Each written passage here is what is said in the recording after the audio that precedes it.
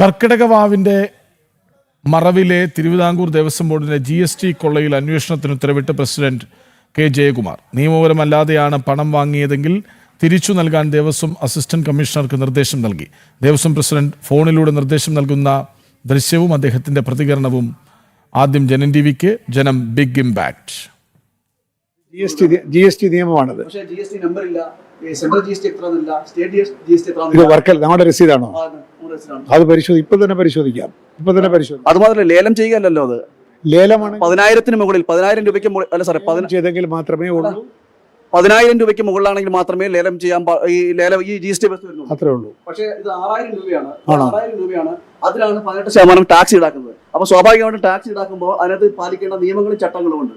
GST number രേഖപ്പെടുത്തണം, GST എത്രയാണ് രേഖപ്പെടുത്തണം, സ്റ്റേറ്റ് GST എത്രയാണ് രേഖപ്പെടുത്തണം. ഒന്നുമില്ലാതെ വെറും പേപ്പറിൽ 18% GST എഴുതി കൊടുത്തിരിക്കുകയാണ്. അതിപ്പോ ഇപ്പൊ തന്നെ പരിശോധിക്കാം.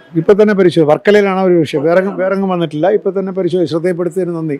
പിന്നെ അവിടെ ഈ ഒരു പരാതി വന്നതേ വളരെ സീരിയസ് പരാതിയാണ്. ഈ നമ്മളവിടെ ഈ പുരോഹിതന്മാരെ വിളിച്ചിരിക്കുകയാണല്ലോ നാളത്തെ ബലിതർപ്പണത്തിനുള്ളത്.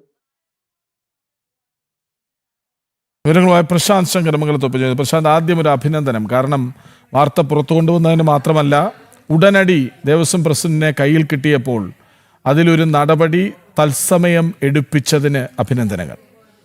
എന്താണ് ദേവസ്വം പ്രസിഡന്റ് പറഞ്ഞത്?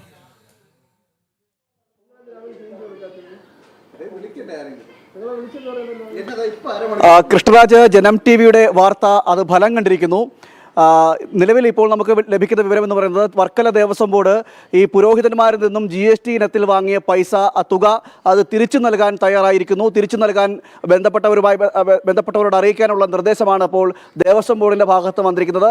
അതായത് GST ഇനത്തിൽ അനധികൃതമായിട്ട് പുരോഹിതരിൽ നിന്നും പിരിച്ച പണം ആ പുരോഹിതർക്ക് തന്നെ തിരിച്ചു നൽകാമെന്ന് ദേവസ്വം ബോർഡ് പറയുന്നു. അതോടൊപ്പം തന്നെ ആ റെസിപ്റ്റുമായി എത്തിക്കഴിഞ്ഞാൽ അവർക്ക് ആ പണം തിരികെ കൈപ്പറ്റാം എന്ന് വർക്കല ദേവസ്വം ബോർഡ് അറിയിച്ചിരിക്കുന്നു. ഇതാണ് ഏറ്റവും എടുത്തു പറയുന്നത്. നമ്മൾ നൽകിയ വാർത്ത, ജനം TV നൽകിയ വാർത്ത അത് ഫലം കണ്ടിരിക്കുന്നു. നേരത്തെ ഇതുമായി ബന്ധപ്പെട്ട ദേവസ്വം പ്രസിഡന്റിനോട് ഇക്കാര്യങ്ങളെല്ലാം സൂചിപ്പിച്ചിരുന്നു. അതായത് ആ റെസിപ്റ്റിന്റെ പകർപ്പടക്കം കാണിച്ചുകൊണ്ടാണ് ജനം TV ഇത് മുന്നോട്ട് വെച്ചത്. ഇത്തരത്തിൽ അശാസ്ത്രീയമായി നിയമവിരുദ്ധമായി പണപ്പിരിവ് നടത്തിയത് നമ്മൾ ശ്രദ്ധയിൽപ്പെടുത്തിയിരുന്നു. ഇതിന് പിന്നാലെയാണ് ഇപ്പോൾ നടപടി വന്നിരിക്കുന്നത്. അതായത് റെസിപ്റ്റിൽ സെൻട്രലിൻ്റെ ടാക്സ് എത്രയാണെന്നോ സ്റ്റേറ്റിൻ്റെ ടാക്സ് എത്രയാണെന്നോ GST ബില്ലോ ഇതൊന്നും ഉൾപ്പെടുത്താതെ, നമ്മൾ സ്വാഭാവികമായിട്ട് നമ്മൾ പറയുന്ന ഒരു ഹോട്ടലിൽ നിന്ന് ഭക്ഷണം കഴിച്ചാൽ പോലും അവിടെ നിന്ന് ബില്ല് തരുമ്പോൾ ഇതെല്ലാം ഉൾപ്പെടുത്തും. അങ്ങനെ ഇരിക്കുകയാണ് തിരുവിതാംകൂർ ദേവസ്വം ബോർഡ് എന്നൊരു സംവിധാനം. ആ സംവിധാനം GST ഏർപ്പെടുത്തുമ്പോൾ യാതൊരു മാനദണ്ഡങ്ങളും പാലിക്കാതെ, നിയമങ്ങളും ചട്ടങ്ങളും പാലിക്കാതെ ഇത്തരത്തിൽ അനധികൃതമായിട്ട് പണപ്പിരിവ് നടത്തിയത്. ഈ പണപ്പിരിവ് നടത്തിയതാണ് നമ്മൾ അധികൃതരുടെ ശ്രദ്ധയിൽപ്പെടുത്തുന്നത്. അതോടൊപ്പം തന്നെ ഈ വാർത്ത ജനങ്ങളിലേക്ക് എത്തിക്കുകയും ചെയ്തു. ഇത്തരത്തിലൊരു തീവട്ടിക്കൊള്ള തിരുവിതാംകൂർ ദേവസ്വം ബോർഡിന്റെ ഭാഗത്ത് നടക്കുന്നു. വർക്കല ദേവസ്വം ബോർഡിന്റെ ഭാഗത്തു നിന്നും ജനാർദ്ദന സ്വാമി ക്ഷേത്രത്തിൽ പ്രശാന്ത് ശങ്കരമംഗലത്ത് നടപടി ഉണ്ടായിരിക്കുന്നു.